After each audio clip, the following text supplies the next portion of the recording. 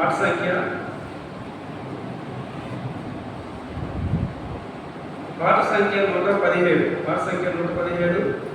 పాత పుస్తకం ఉన్నట్లయితే 117 లేదా 117 117 150 వందనము యేసయ్య One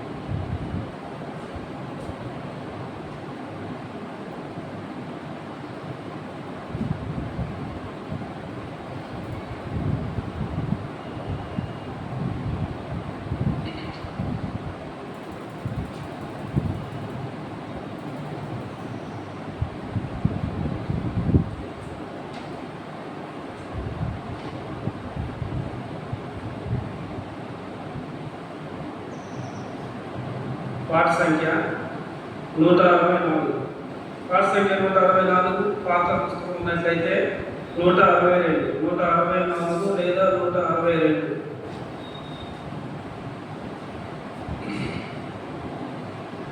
నీతి విశ్వాసత.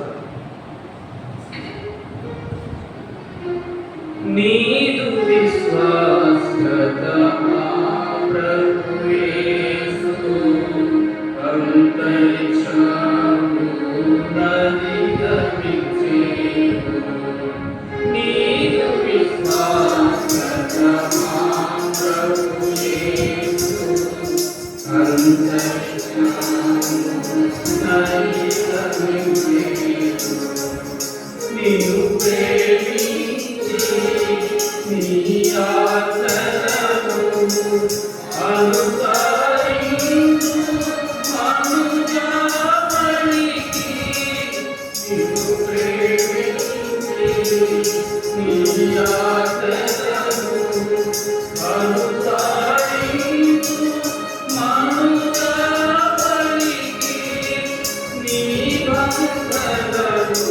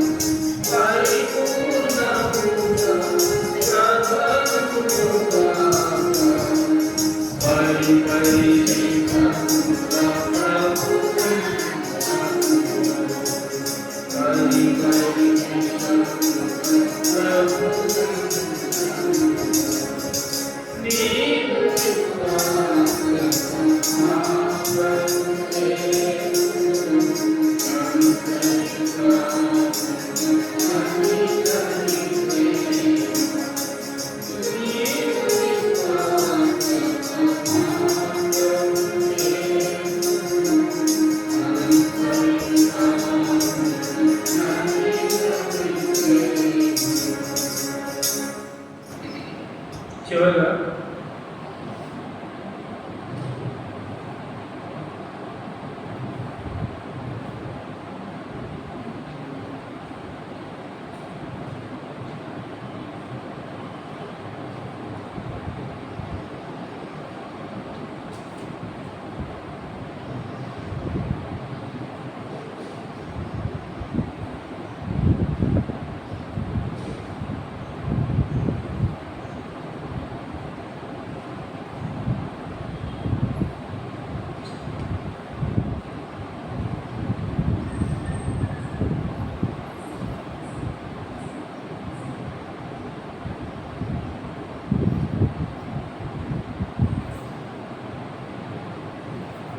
భాగ సంఖ్య 378 సంఖ్య 378 పాత పుస్తకం ఉన్నట్లయితే 375 ఇంకా పాత పుస్తకం ఉన్నట్లయితే 794 378 375 లేదా 794 మీ వెన్నాలు రెండు తలంపులు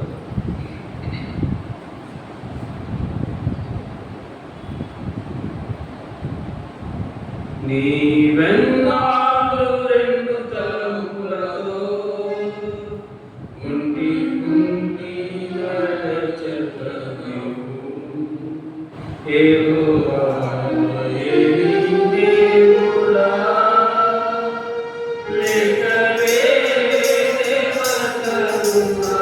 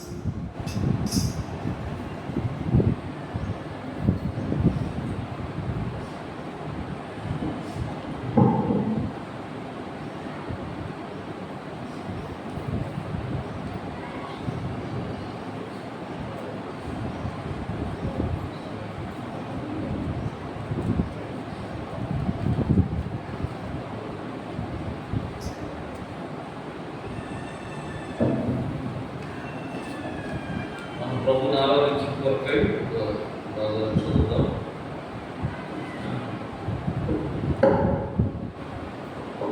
113వ కీర్తన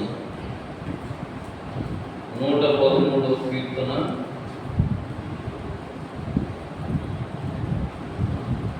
113వ కీర్తన చిన్న కీర్తన మార్చి చదువుతాం. 113వ కీర్తన చిన్న కీర్తన మనం మార్చి చదువుదాం. మరి బైబిల్ ఉన్న వాళ్ళందరూ చూడండి. Page number 513. పాత నిబంధనలో పేజ్ నంబర్ 513. 113వ కీర్తన చిన్న కీర్తన 9 వచనాలు ఉంటాయి. మనం మార్చి చదువుతాం. నేను ఒక వచనం చదువుతాం, మీరు ఒక వచనాన్ని చదువు. యెహోవాను స్తుతించుడి, యెహోవా సేవకులారా ఆయనను స్తుతించుడి, యెహోవా నామమును స్తుతించుడి. 3వ వచనం సూర్యోదయం మొదలుకొని సూర్యాస్తమయం వరకు యెహోవా నామము స్తుతినందుదగినది.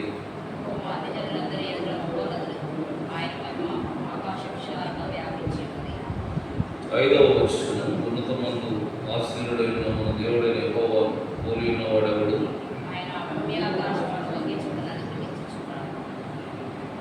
7వ వచనం ప్రధానులతో తన ప్రజల ప్రధానులతో వారి కూర్చోబెట్టుడుగా.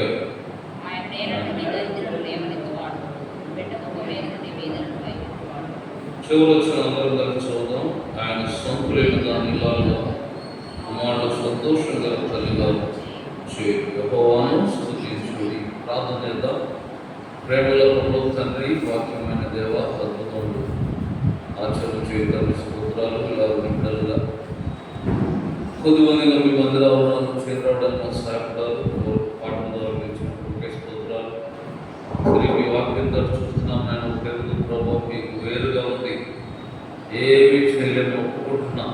ఏమైనా మీరు అనుగ్రహిస్తే తప్ప మేము పొందలేము.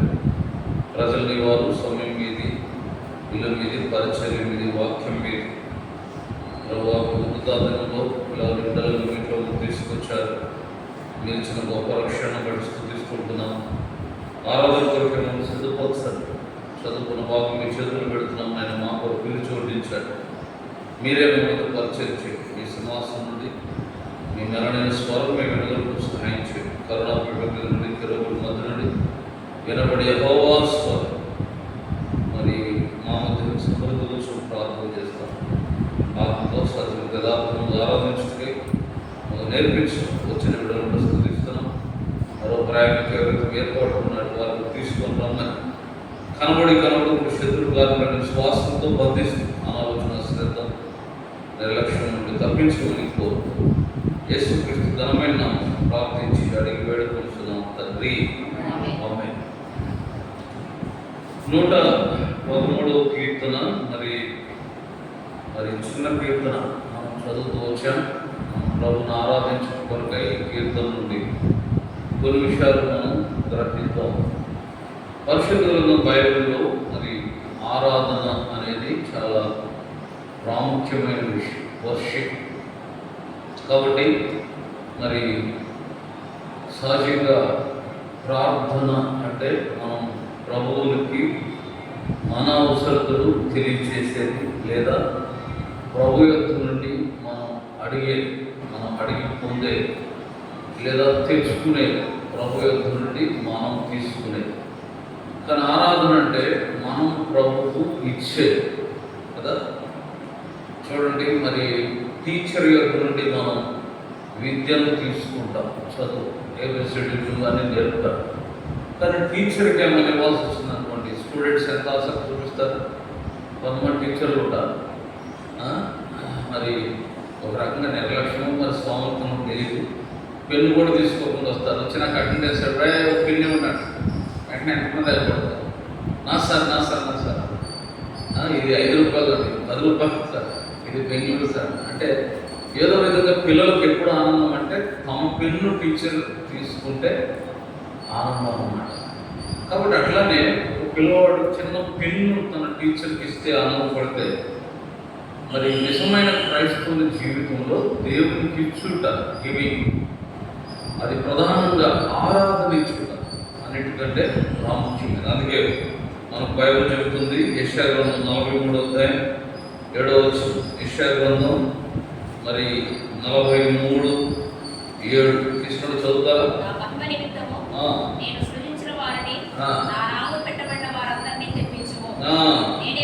ఇక్కడ చాలు 43:7 చూడండి. ఎందుకు సృజించాడంట? నా మహిమ నిమిత్తం నేను సృజించిన వారు. ఆ మాట గమనించండి. సో పక్కనే 42వ అధ్యాయం 8వ వచనం కూడా 42:8 యెషయా గ్రంథం, యెహోవా నేనే, ఇదే నా నామము, మరెవరికి నా మహిమ నిలిచేవాడను కాను, నాకు రావలసిన స్తోత్రం. ఆ మాట గమనించండి. నాకు రావలసిన స్తోత్రం. దేవునికి ఏం కావాలి? స్తోత్రం కావాలి. దేవునికి మహిమ రావాలి. దేవునికి ఆరాధన కావాలి.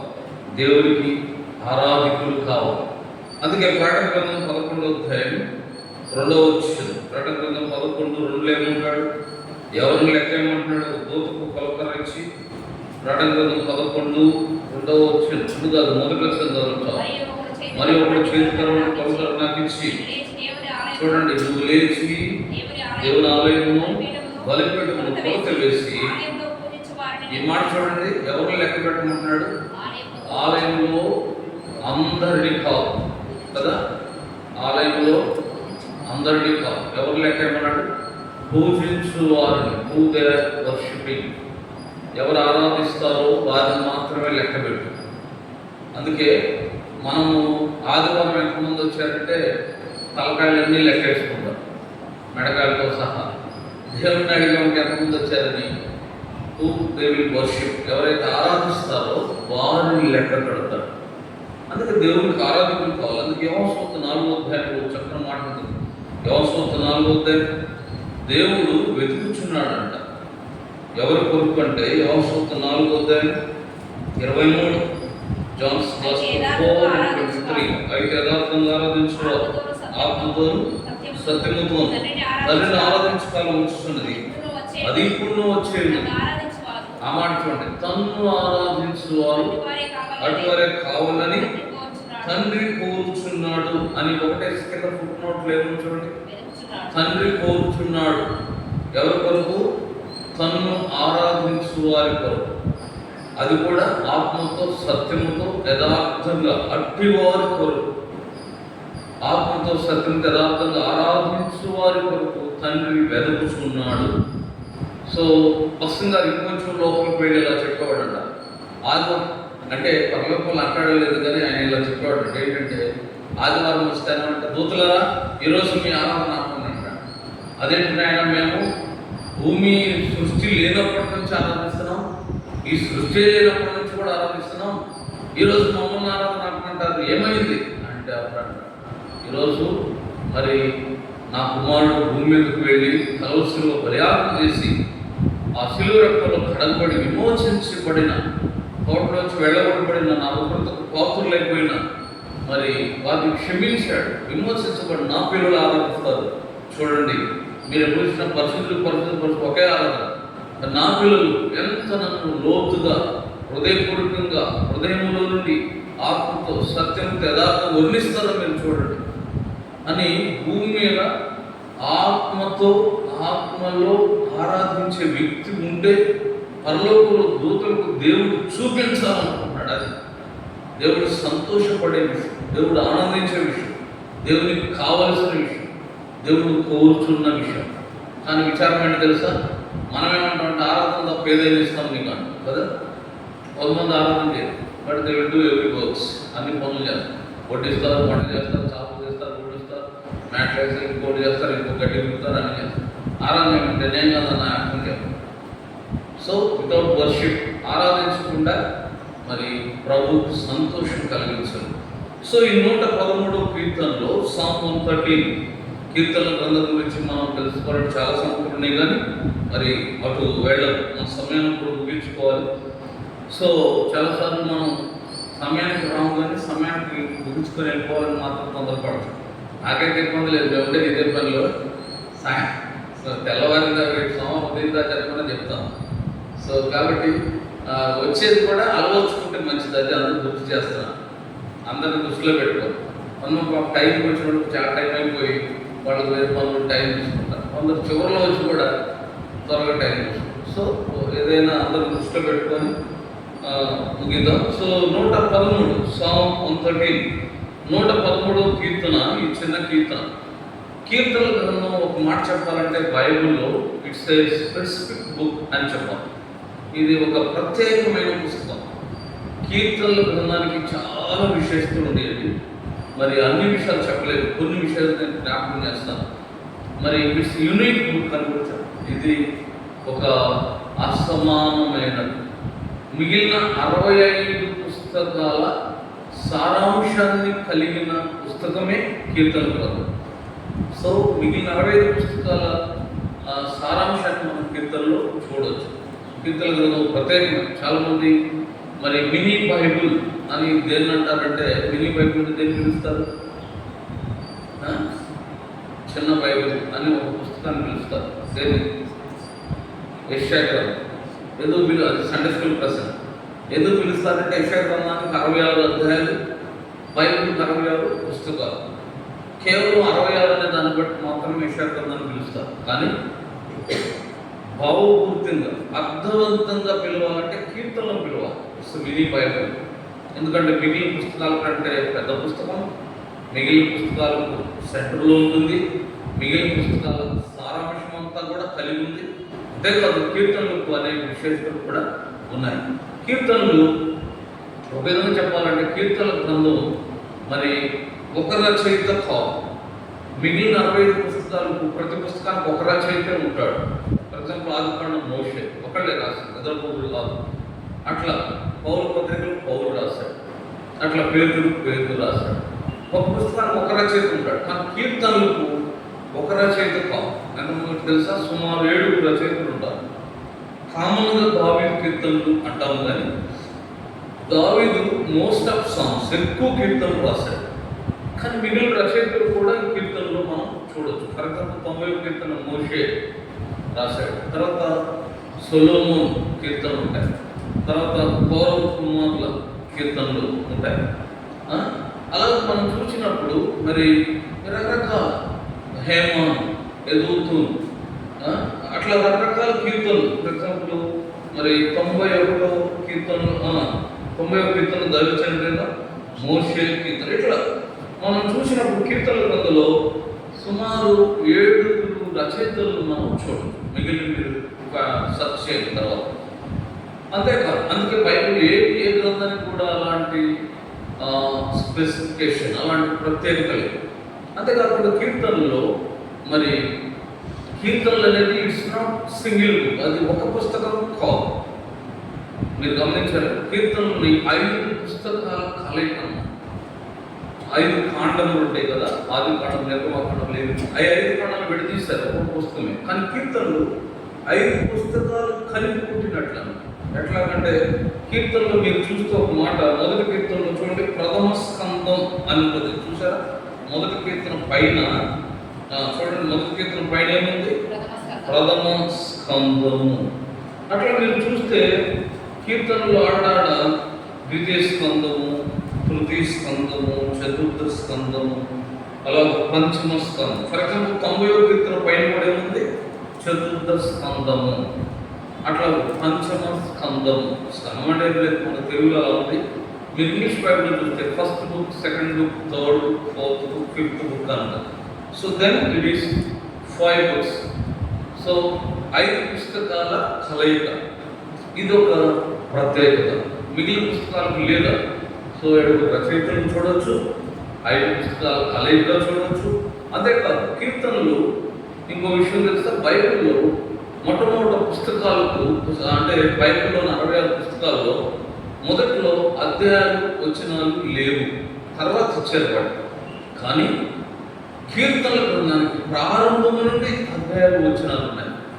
సో కీర్తనల గ్రంథానికి ఉన్న అధ్యాయాలు, వచనాలను బట్టే రెఫరెన్స్ ఈజీగా వెళ్ళొచ్చు అని బైబిల్లోని మిగిలిన 65 పుస్తకాలు కూడా అధ్యాయాలు, వచనాలు ఇవ్వడం జరిగింది. సో కీర్తన గ్రంథాలను బట్టే, అంటే కీర్తన గ్రంథం నుండే అధ్యాయాలు, వచనాలు మిగిలిన పుస్తకాలు కూడా మరి ఇవ్వడం జరిగింది. సో అట్లా కీర్తనలు. తర్వాత అదే కదా, ఓకే, దాన్ని చాలా చొప్ప మాట చెప్పి నేను ముందుకు వెళ్తాను. కీర్తనలు ఇంకో మంచి ప్రత్యేకత ఏంటంటే, కీర్తనలన్నీ ఒకే టైప్ కీర్తనలు కాదు, చాలా రకరకాల కీర్తనలు. ఒక రకంగా 10 రకాల కీర్తనలు ఉన్నాయి, ఒకటే కాదు. ఏమేమి కీర్తనలు మీరు గమనించి ఉంటారు? ఏమేమి కీర్తనలు ఉంటాయి? కీర్తనలు? ఏమి కీర్తనలు ఉంటాయి? 10 రకాల కీర్తనలు అంటే ఏమనుకుంటున్నారు? ఓసన్నా కీర్తనలు, ఆంధ్రప్రదేశ్ కీర్తనలు, హెబ్రోన్ సరిగ్గా ఏమేమి కీర్తనలు ఉంటాయి? ప్రైజింగ్ సాంగ్స్, స్తుతి కీర్తనలు, తర్వాత కృతజ్ఞత కీర్తనలు, గృహ ప్రతిష్ఠ కీర్తనలు, హిస్టారికల్ సాంగ్స్, చరిత్ర కీర్తనలు, ప్రాఫిటిక్ సాంగ్స్, ప్రవచనాత్మక కీర్తనలు, తర్వాత మరి హల్లెల్ సాంగ్స్. మనం చదివిన 113 నుండి 118 వరకు హల్లెల్ సాంగ్స్ అంటారు. తర్వాత యాత్రా కీర్తనలు, తర్వాత ప్రార్థనా కీర్తనలు, తర్వాత విలాప కీర్తనలు. ఇలా there are different types of songs. చూసారు, మనకు పెద్దపాటి పుస్తకంలో కూడా మీరు గమనించారా? క్రైస్తవ సమాజంలో ఎక్కడైనా పాటల వరుస క్రమం ఉంటుంది తప్ప ఈ ముందు పేజీ ఉండదు. విషయ సూచిక అని పెద్దపాటి పుస్తకాలు ఇస్తారు. అంటే ఏ టైప్స్ ఆఫ్ సాంగ్స్ ఈ పుస్తకంలో ఉన్నాయి అనే పేజీ కూడా ఇస్తారు మీకు పెద్దపాటి పుస్తకాలు. విషయ సూచికని ఇండెక్స్లో అంటే కీర్తన గ్రంథంలోని కీర్తనలు, ఆరాధన కీర్తనలు, స్తుతి కీర్తనలు, కృతజ్ఞతాపన కీర్తనలు, పరసంవత్సరం కీర్తనలు, క్రీస్తు జన్మం, శ్రమలు. చూసారా ఎన్ని రకాల క్రైస్తవ ప్రార్థన, క్రైస్తవ విజయం, క్రైస్తవ పునరుద్ధానం, రాబడ కీర్తనలు ఎన్ని. అది అందుకే కీర్తన గ్రంథం నుండే ఈ పెద్దపాటి పుస్తకంలో కూడా అలా ఇచ్చారు. అట్లానే కీర్తన గ్రంథం కూడా ఒకే టైప్ సాంగ్స్ కాదు. ఇదొక ఆశ్చర్యకరం కదా. కాబట్టి అన్ని రకరకాల ఆరాధన ఉంది, స్తుతి ఉంది, కృతజ్ఞత ఉంది, ప్రార్థన ఉంది, చరిత్ర ఉంది, అట్లా హల్లెల్ సాంగ్స్ ఉన్నాయి, యాత్రా కీర్తనలు ఉన్నాయి, రకరకాల కీర్తనలు మనం కీర్తన గ్రంథంలో మనం చూడవచ్చు. సో అందుకే కీర్తన గ్రంథం ఇది ఒక ప్రత్యేకం. అంతేకాదు, నేను అనుకుంటాను దేవుడు బైబిల్ ఇస్తూ 66 పుస్తకాలు కలిగితో ఉన్న పరిషత్ గ్రంథం మనకిస్తూ ఒక మంచి పాటల పుస్తకం కూడా పెట్టాడు. కీర్తన గ్రంథాన్ని సాంగ్ బుక్ అని కూడా చెప్పవచ్చు. 150 కీర్తనలు కదా. ఎవరికైనా రాగాలు పట్టడం తెలిసి కీర్తనలకి రాగాలు వేస్తే పోతుంది, డైరెక్ట్ మళ్ళీగా పాటలు రాస్తారు. అవన్నీ ఒకప్పుడు రాగాలు తాళాలు ఉన్న కీర్తనలే. అదే కాలక్రమంలో పాడేవాళ్ళు చనిపోయలేక ఆ రాగాలు తాళలేక మర్చిపోయి మీకు కొన్ని కీర్తనలు అక్కడక్కడ తాళము, రాగము అని ఎదు అని రాగం మీద పాడదగింది అని ఇట్లా కొన్ని రాయబడ్డాయి అక్కడ. సో అవన్నీ రాగం తాళం కలిగినవి. అయితే నిదాన కాలక్రమంలో పాడేవాళ్ళు మరి లేకపోవడం, అది తెలిసిన వాళ్ళు లేకపోవడం చేత కీర్తన గ్రంథాన్ని మనం జస్ట్ బైబిల్లో చదువుకుంటున్నాం. సో పాటలు క్రైస్తవ పరిచర్యలో పాటలు చాలా ప్రాముఖ్యమైనవి. కాబట్టి పరలోకంలో కూడా పాటలు యెషయా ఆరోగ్యంలో పరిశుద్ధులు మానవ రాత్రి పగళ్ళు ఏం చేస్తున్నారంట? గాన ప్రతిగానం. సో సింగింగ్ ప్లేస్ పరలోకం, అక్కడ వాయిద్యాలు, తెల్లని వస్త్రములు ఇవన్నీ ఉన్నాయి. సో అందుకే కీర్తనలు కూడా మానవుడికి దేవుడు మనుషుని నిర్మించేటప్పుడే ఒక పాడగలిగిన తలాంతులు ఇచ్చాడు, కృప. స్వరపెట్టులో ఒక సింగింగ్ అనుకూలమైన స్వరపెట్టు ఉంటుంది. సో పాడగలిగినట్టు చేశాడు మనిషి. సో అందుకే దేవుడు మనం నేర్చుకున్న కొద్ది దేవుడు స్తుతించాలి, పాటలు పాడాలి. సో కాబట్టి ఈ కీర్తనలు గ్రంథానికి అనేక విశేషతలు ఉన్నాయి. వీటిలో నుండి 113వ కీర్తన మనం చదివాం, హల్లెల్ సాంగ్. ఇంకొక గొప్ప విషయం చెప్తాను. యేసు ప్రభు శరీరధారిగా భూమి మీద ఉన్న దినాల్లో మరి ఆయన ప్రార్థన చేశాడు, ఆరాధించాడు, సువార్త చేశాడు, స్వస్థపరిచాడు, అన్నీ చేశాడు. కానీ ఎప్పుడైనా యేసు ప్రభు పాట పాడాడా? పాట పాడినట్లు ఎప్పుడైనా చదివారు? నేను అందరైతే చూస్తున్నారు, స్ట్రక్ పాట పాడారా ఎప్పుడైనా? పాట కూడా పాడాడు. ఒక్క మాట చూద్దాం. మత్తయి సువార్త 26 అనుకుంటా, చూడండి.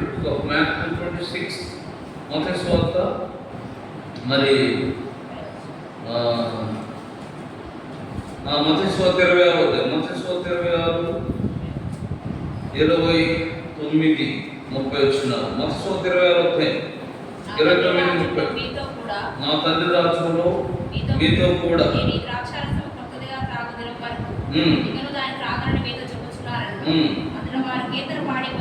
అన్నమాట గమనించండి. అంతటా వారు కీర్తన పాడి ఒలీవల కొండకు వెళ్ళి అంతటా వారు అంటంలో వారిలో ఎవరున్నారు?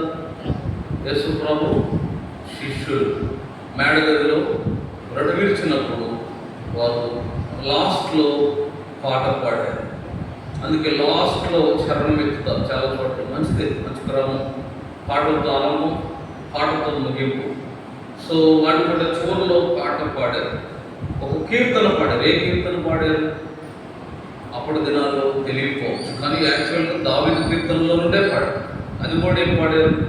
కొంతమంది బైబిల్ పండితుల అభిప్రాయం ప్రకారం ఈ 113, 114 కీర్తనలు పాడినట్లు బైబిల్ పండితులు అభిప్రాయపడతారు. కారణం ఏంటంటే అది పస్కా పండుగ దినాలు. పస్కా పండుగలు యూదులకు ఈ హల్లెల్ సాంగ్స్ పాడే అలవాటు ఉంది. 113 నుండి 118 వరకు ఉన్న పాటలు పాడతారు. అయితే మొదటి 2 కీర్తనలు పస్కా పండుగ యొక్క ప్రారంభంలో పాడతారు. మిగిలిన 4 కీర్తనలు పస్కా పండుగ ముగింపులో పాడతారు. సో అందుకని యేసు ప్రభు ఆయన శిష్యులు అప్పట్లో పస్కా భోజన అనంతరం వారు 113, 114 కీర్తనలే పాడారు అని అనేక బైబిల్ పండితులు అభిప్రాయపడేది వాస్తవం కూడా. ఎందుకంటే దావీదు కీర్తనలు యూదుల్లో చాలా కాలం వారు పాడుతూ ప్రాచుర్యంలో ఉన్నాయి. సో యేసు ప్రభు కూడా శరీరధారిగా భూమి మీద ఉన్న దినాల్లో పాడిన పాట కాబట్టి దాన్ని శ్రద్ధగా మనం చూడాలి. Let's come to the point. 113 మనం జాగ్రత్త చూస్తే ఈ చిన్న కీర్తనలో మరి చాలా సంగతులు మనం నేర్చుకోవచ్చు. నేను ఇలా అంటాను, మీకు బాగా గుర్తుండడానికి ఇలా చెప్తాను. ఒక 5 ప్రశ్నలు వేస్తే ఆ ప్రశ్నలకు జవాబులుగా చూడవచ్చు ఈ కీర్తన. 113 కీర్తన చూడండి. 5 ప్రశ్నలకు జవాబుల్ని మనం ఈ కీర్తనలో నుండి తెలుసుకోవచ్చు. మొదటిది, ఎవరు ఆరాధించాలి? Who has to worship? ఎవరు ఆరాధించాలి అని ఈ కీర్తన చెప్తుంది. రెండవది, ఎప్పుడు ఆరాధించాలి? ఎప్పుడు ఆరాధించాలి అనే విషయాన్ని కీర్తన తెలియజేస్తుంది. మూడవది, ఎక్కడ ఆరాధించాలి? ఎక్కడ ఆరాధించాలనే విషయం కూడా ఈ కీర్తన తెలియజేస్తుంది. దెన్ ఫోర్త్, నాలుగవది, మరి హౌ టు వర్షిప్, ఎలా ఆరాధించాలి అనేది కూడా ఈ కీర్తన తెలియజేస్తుంది. ఐదవది, ఎందుకు ఆరాధించాలి అనే విషయాన్ని కీర్తన నేర్పిస్తుంది. ఈ 5 ప్రశ్నలకు జవాబులు ఎరిగితే ఆరాధన అంటే ఏంటో పరిపూర్ణమైన అవగాహన మనకు కలుగుతుంది. చూసారు 5 ప్రశ్నలు గుర్తునే. మొదట ఏం చెప్తుంది కీర్తన? ఎవరు అనేసి రాష్ట్రంలో గట్టిగా హూ హ్యాస్ టు వర్షిప్, ఎవరు ఆరాధించాలి. రెండోది ఏం చెప్తుంది? ఎప్పుడు ఆరాధించాలి. ఎప్పుడు ఆరాధించాలి? ఆదివారం, ఉదయమా, సాయంత్రమా, సోమవారం? ఓకే, అది కూడా చూద్దాం. ఎప్పుడు ఆరాధించాలి, ఎవరు ఆరాధించాలి, ఎప్పుడు ఆరాధించాలి. మూడోది, ఎక్కడ ఆరాధించాలి. నాలుగవది, ఎలా ఆరాధించాలి. ఐదవది, ఎందుకు. సింపుల్ 5 ప్రశ్నలు. యాక్చువల్గా 7 ప్రశ్నలు జవాబులు ఉండే మీరు గుర్తుపెట్టుకోలేరామని కొంచెం అంటే ఎందుకంటే ఎంత చెప్పాం కాదు, ఎంత ఎక్కిందనేది చాలా ప్రాముఖ్యం. మీరు భోజనాలు లేట్ అవుతుంది అంటే 5 గంటలు చెప్పకుండా చెప్తాను, కానీ మీరు నిద్రపోయి నేను కడుపుకొని చెప్పి ఉపయోగం ఏమి ఉండదు. ఎంతసేపు చెప్పాం కాదు, ఎంత అర్థమైందనేది చాలా ప్రాముఖ్యమే. సో ఈ 5 ప్రశ్నలు జవాబులు చిన్న కీర్తన నుండి మనం చూడవచ్చు. చూడండి, 113వ కీర్తన మనం చదివాం కదా. మొదటి ప్రశ్న, మొదటిది ఏంటిది? ఎవరు ఆరాధించాలి. ఎవరు ఆరాధించాలి? చూడండి, ఆ కీర్తన చెప్తుంది ఎవరు ఆరాధించాలి. ఎవరు ఆరాధించాలి? యెహోవాను. అంటే యెహోవా ఆరాధించాలి. యెహోవా సేవకులారా అన్నమాట. చూడండి, 113వ కీర్తన మొదటి వచ్చింది.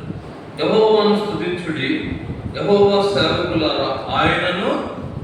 సో ఎవరు ఆరాధించాలి? ఎవరు ఆరాధించాలి? యెహోవా సేవకులు. మరి సేవకులు ఆరాధిస్తే మిగిలిన మౌనం కూర్చోవాలి. సేవకులు అంటే సేవకులు ఆరాధించడం అంటే ఎవరు?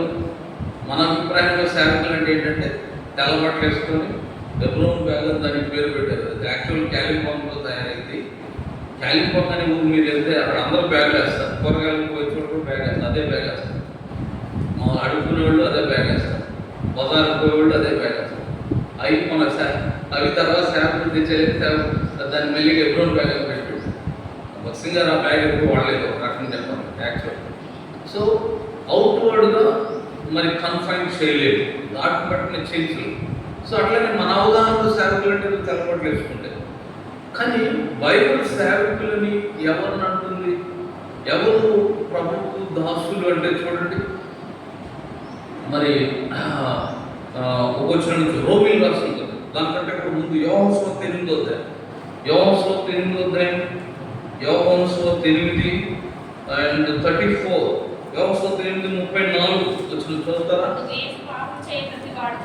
పాపము చేయు ప్రతివాడు పాపమునకు దాసుడు చాలు. కాబట్టి లోకంలో ప్రతి మానవుడు పాపం కింద దాసత్వంలో ఉన్నాడు. So we all are servants of sin and we all are servants of Satan. అందుకే ఇదే యోహాను 8:44 ఏమన్నాడు? యోహాను 8:44, మీరు మీ తండ్రి అపవాది. ఎందుకని?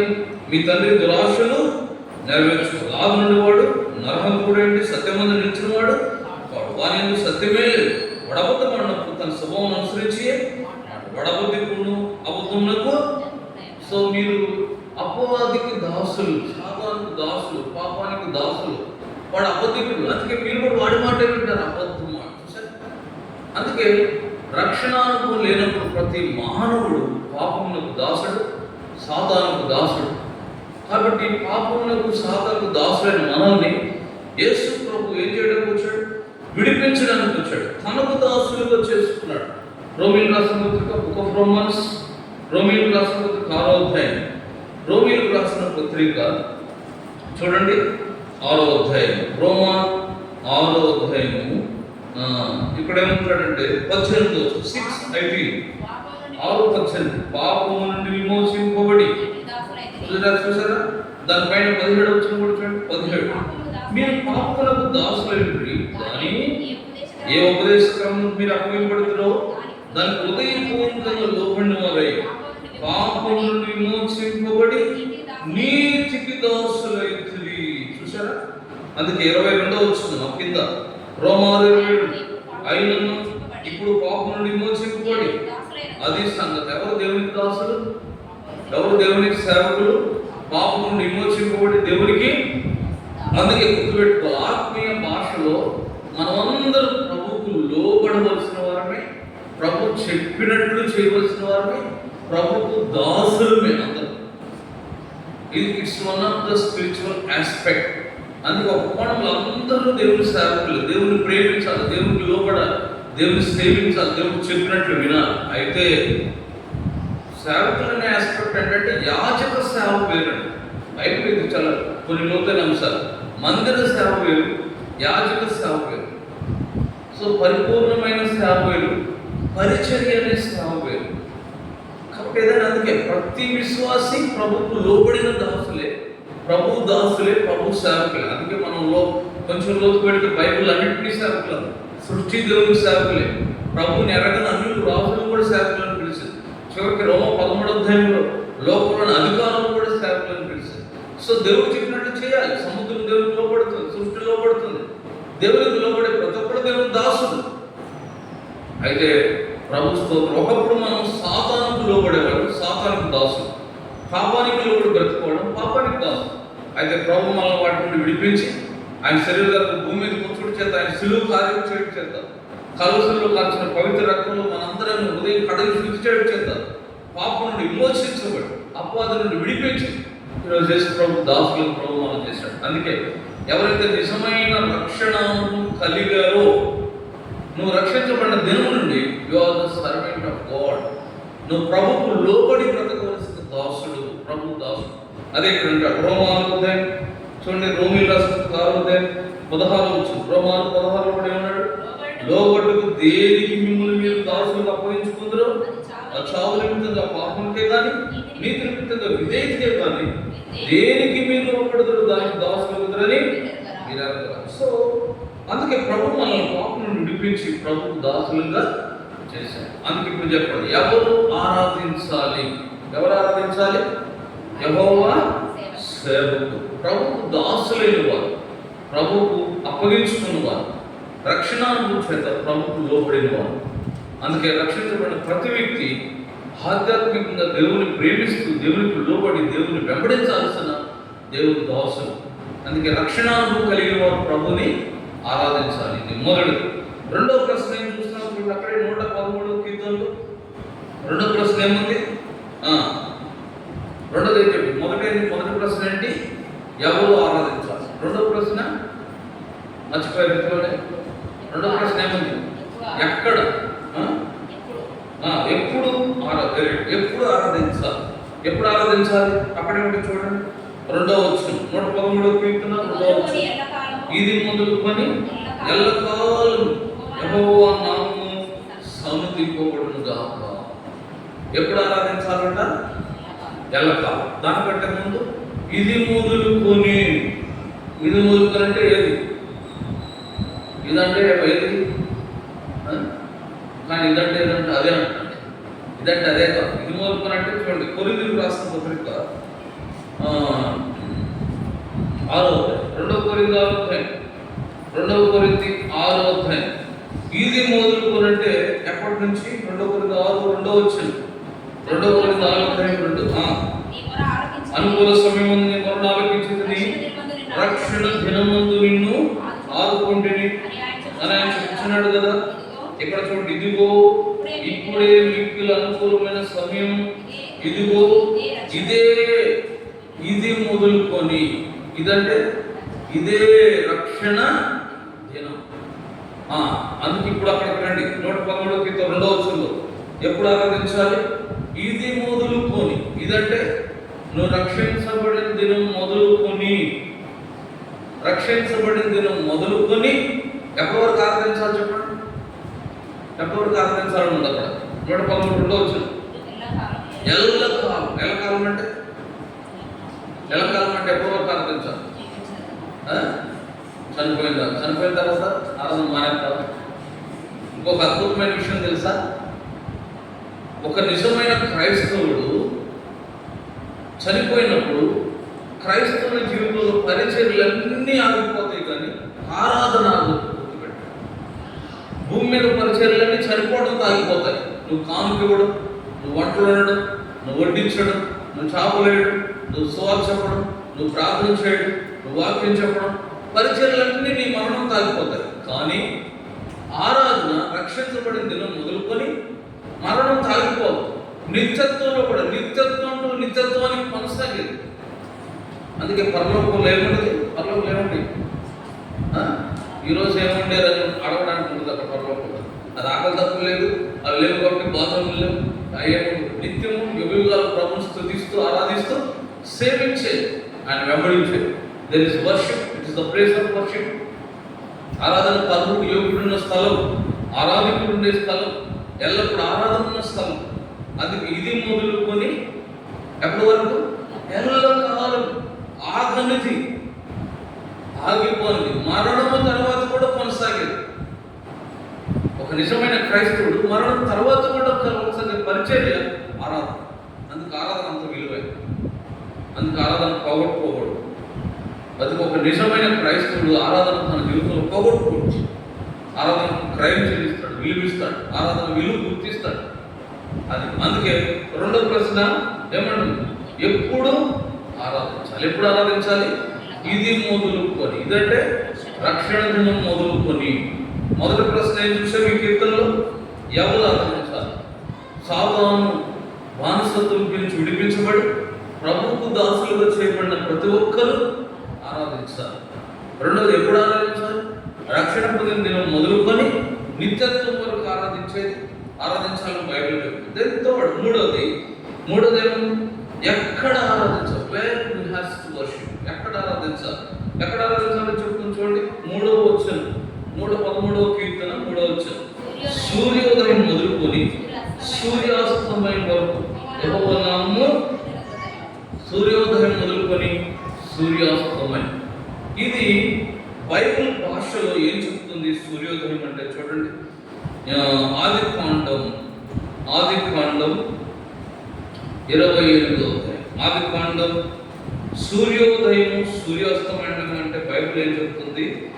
ఆదికాండం 28వ అధ్యాయం. ఆదికాండం 28 10వ వచనం. ఆదికాండం 28:10. యాకోబు బెర్షెబా నుండి బయలుదేరి హారాను వైపు వెళ్ళుచు ఒక చోట చేరి ప్రొద్దు గుంకినందున రాత్రి నిలిచిపోయి సూర్యాస్తమయమైంది. ఎవరి జీవితంలో? యాకోబు జీవితం. యాక్చువల్గా ప్రతిరోజు సూర్యాస్తమయం సూర్యోదయాలు. కానీ పరిశుద్ధాత్మ దేవుడు బైబిల్లో రాసే ప్రతి మాట దాని వెనకాల ఆధ్యాత్మిక బాగుండాలి. యాకోబు తన తండ్రి ఇంటి నుంచి వెళ్ళిపోతుండగా సూర్యాస్తమయం అయితే మళ్ళా ఎప్పుడు సూర్యోదయం అయిందో తెలుసా? 32వ అధ్యాయం. ఆదికాండం 32వ అధ్యాయం చూడండి. ఆదికాండం 32:31 వచ్చింది. ఆదికాండం 32 అప్పుడు పెనియల్ నుండి సాగిపోయినప్పుడు సూర్యోదయం. చూసారా? తండ్రి ఇంటి నుంచి వెళుతున్నప్పుడు సూర్యాస్తమయం అయింది. తిరిగి తండ్రి ఇంటి వైపు వస్తున్నప్పుడు దేవుని కలుసుకున్నాక తన జీవితంలో సూర్యోదయం అయింది. చాలాసార్లు అందుకే ఒక నిజమైన క్రైస్తవుడి జీవితంలో సూర్యోదయం అంటే మలాకీలో నీతి సూర్యుడైన యేసు ప్రభు నీ జీవితంలోకి రావడమే సూర్యోదయం. సూర్యాస్తమయం అంటే యేసు ప్రభు నీ జీవితంలో అంటే దేవుని భయభక్తులు కలిగి జీవించినప్పుడు, తిరిగి పాపంలో దొరుకుతున్నప్పుడు ప్రభు నిన్ను విడిచిపెట్టడమే సూర్యాస్తమయం. అందుకే ఎవరు ఎప్పుడు ఆరాధించాలి? సూర్యోదయం మొదలుకొని, అంటే వెలుగులో సూర్యోదయపు సమయంలోనే ఆరాధించాలి. సూర్యాస్తమయం మొదలుకొని సూర్యోదయం వరకు కాదు ఆరాధించాల్సి, రాత్రుల్లో కాదు. సూర్యోదయం మొదలుకొని వెలుగులు. అందుకే ఏమంటుంది? యోహాను పత్రిక 1 మొదటి అధ్యాయం. వెలుగులు అంటే బైబిల్ ఏం చెప్తుంది? 1 యోహాను పత్రిక 1వ అధ్యాయం, 1 John 1st chapter. 1 యోహాను పత్రిక 1వ అధ్యాయం 7వ వచనం చూడండి. 1 యోహాను అయితే ఆయన వెలుగులో ఉన్న ప్రకారం అదే సంగతి. వెలుగులో నడిచేవారు ఆరాధించాలి. వెలుగులో నడవడం అంటే వాక్యం అనే వెలుగులో, under the light of God's word. మన జీవితం, నీ మాటలు, నీ ప్రవర్తన, నీ చూపు, నీ తలంపులు, నీ క్రియలు, నువ్వు వినుట, నువ్వు నడుచు, మాట్లాడట అన్నీ వాక్యపు అండర్లో ఉండాలి, వాక్యపు వెలుగులో ఉండాలి, వాక్యాన్ని తగినట్టు ఉండాలి. అలా వాక్యపు వెలుగులో నడిచే వ్యక్తులు ఆరాధించాలి. జీవితం వాక్యపు వెలుగులో లేకుండా నేర్చుకున్న పదాలతో నువ్వు ఆరాధించినప్పటికీ పరలోకంలో నువ్వు ఆరాధించినట్లు ముద్రించబడదు. పరలోకంలో నువ్వు ఆరాధించినట్టు లెక్కలో రాదు. ప్రభుని ఆరాధన అంగీకరించడు. ఎవరు వెలుగులో నడుస్తారో వారు ఆరాధన ప్రభువు లెక్కిస్తారు. అందుకే ఎక్కడ ఆరాధించాలో కూడా చెప్తుంది. వెలుగులో నడిచే వ్యక్తి ఆరాధించాలి, వెలుగులో ఆరాధించాలి. అందుకే రక్షించబడినప్పుడు ప్రభు మనల్ని లోకంలో చెప్పుల నుంచి వెలుగులోకి తెచ్చాడు, మంచిదే. కానీ ఈరోజు వెలుగులో నడుస్తున్నావా? నీ జీవితం వాక్యం వెలుగులోనే ఉన్నదా? వాక్యానికి తగినట్టు ఉందా?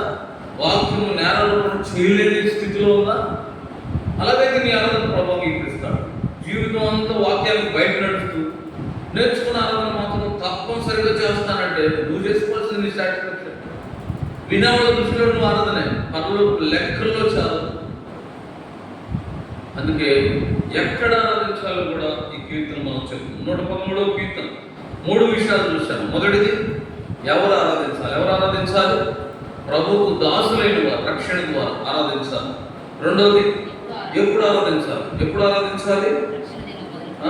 ఇది మొదలుకొని ఎల్లక రక్షణ దినం మొదలుకొని నీతి వరకు ఆరాధించాలి. మూడవది, ఎక్కడ ఆరాధించాలి?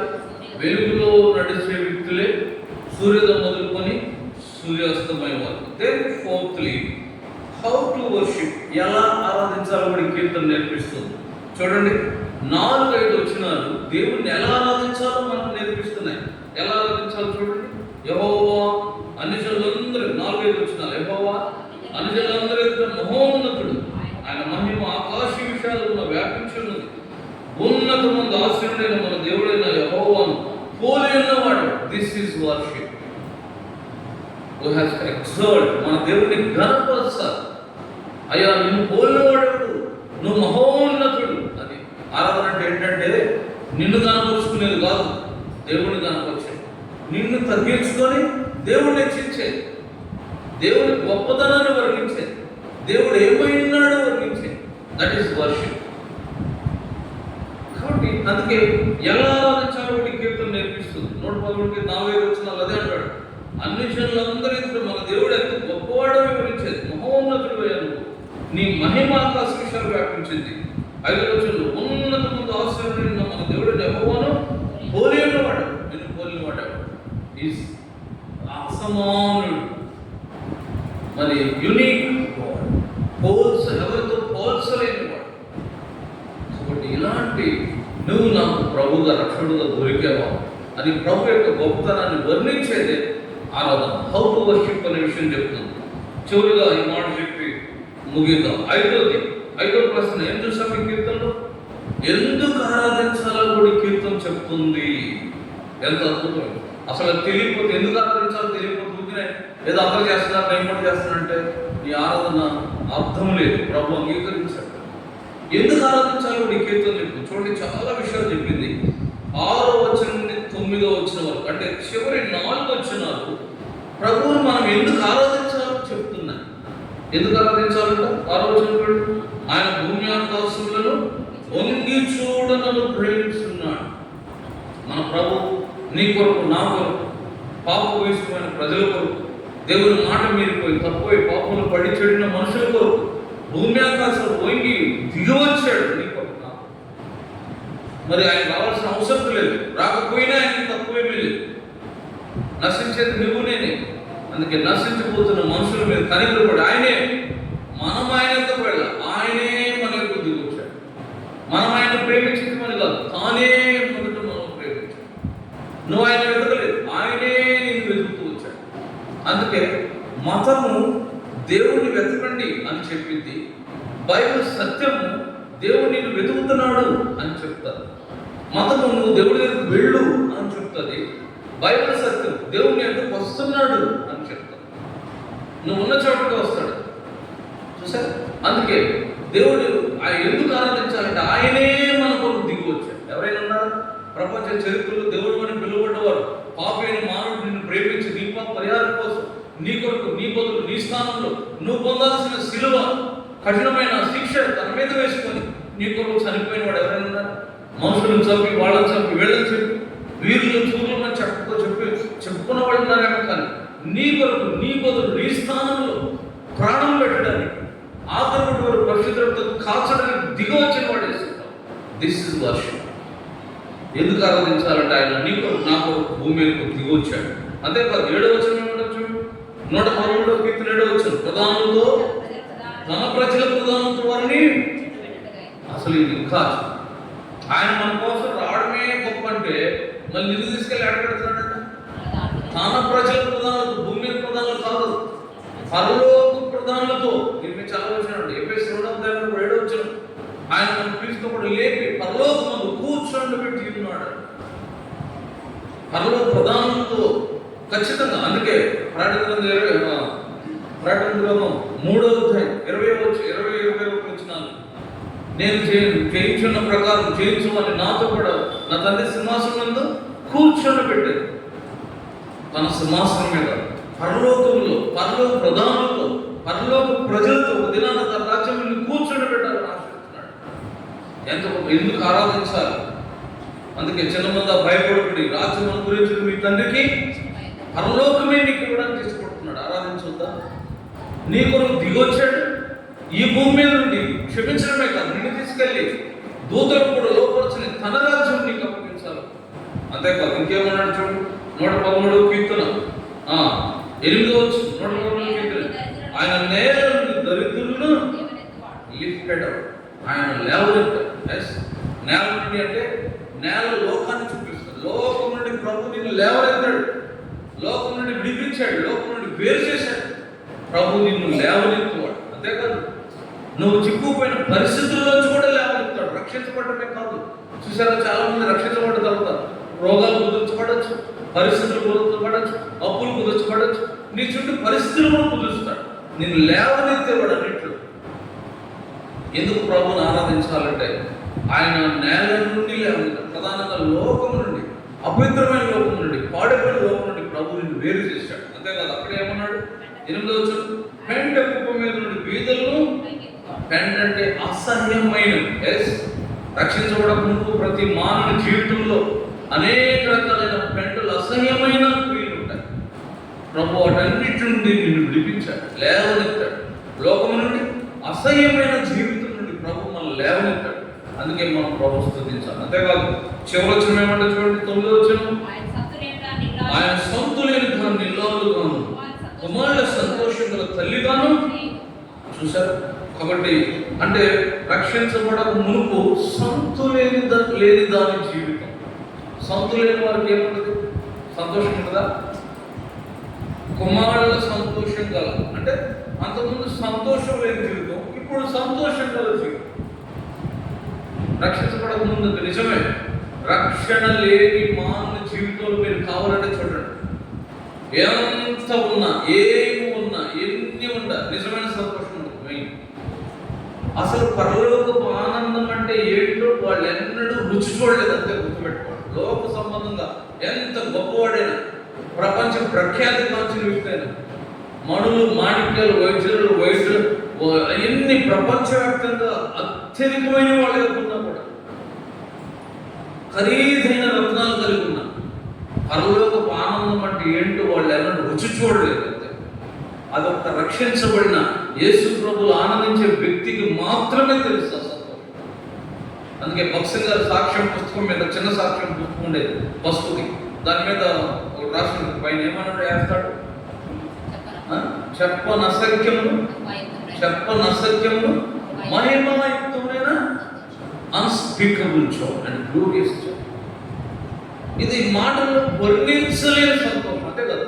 ఇప్పుడు పలావు నేను ఎప్పుడు తినలేదండి. పలావు అంటే ఎలా ఉంటుంది? మీ భద్రాచలం పలావు అంటే ఎంతవరకు చెప్తారు చెప్పండి, మాటలు ఎంతవరకు చెప్తారు అన్నా?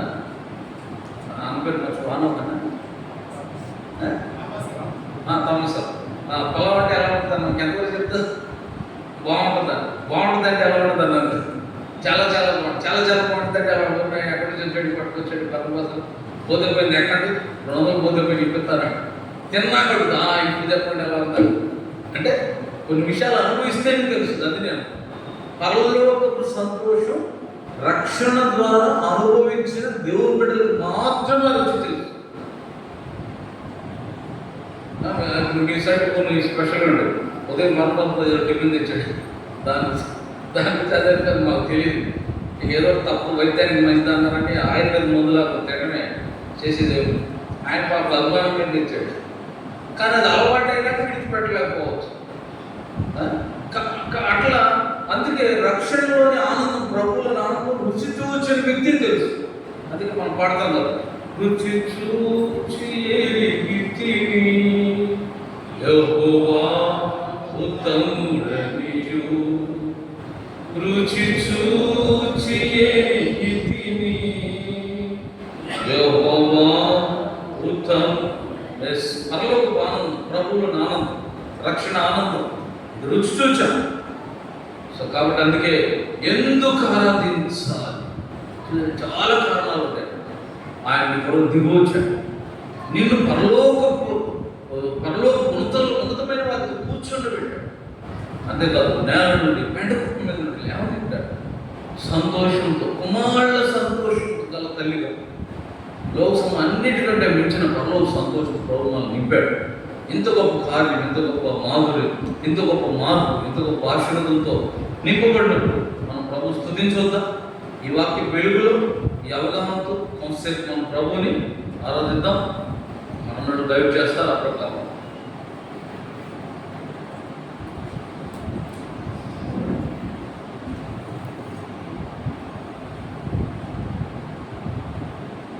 అందరం మోకరిద్దాం. మోకరించి మనకి అన్న 7 వచనాలు ఎలాగ ఆరాధించాలి, ఎలాగ దేవునికి మనం లోబడాలి, ఎలాగ రక్షింపబడ్డాము, ఎవరు ఆరాధించాలని చెప్పాడు. కాబట్టి ఇవన్నీ దృష్టిలో పెట్టుకొని మొదటి సండే స్కూల్ టీచర్ ఆరాధించాలి, తర్వాత ఒక పెద్ద శిష్యులు ఆరాధనలో సాగిపోవాలి.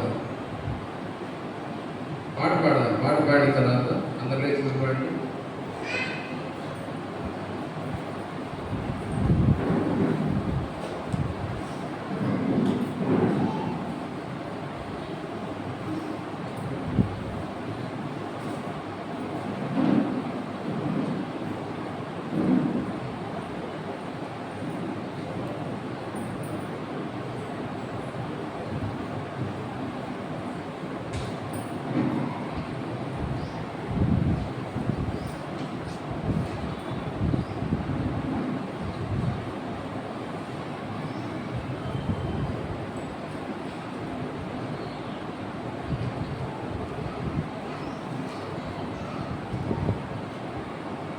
పాట సంఖ్య 163. పాత చూసుకున్నట్లయితే 160.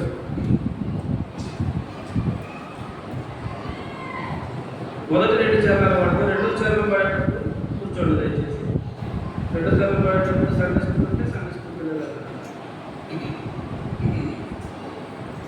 రుచి చూచి ఎరిగితివి యెహోవా ఉత్తముడనియు.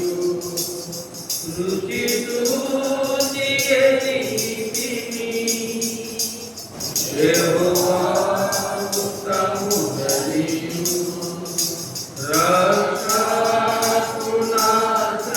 రక్షకునాశ్రయించి నే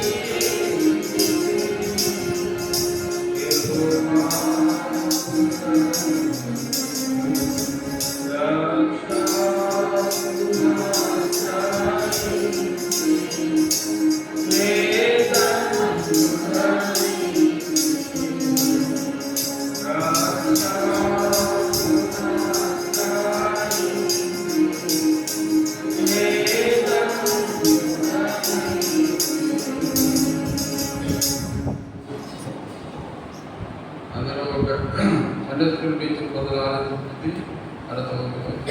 ప్రజలు కంటిన్యూగా ఆరాధించారు.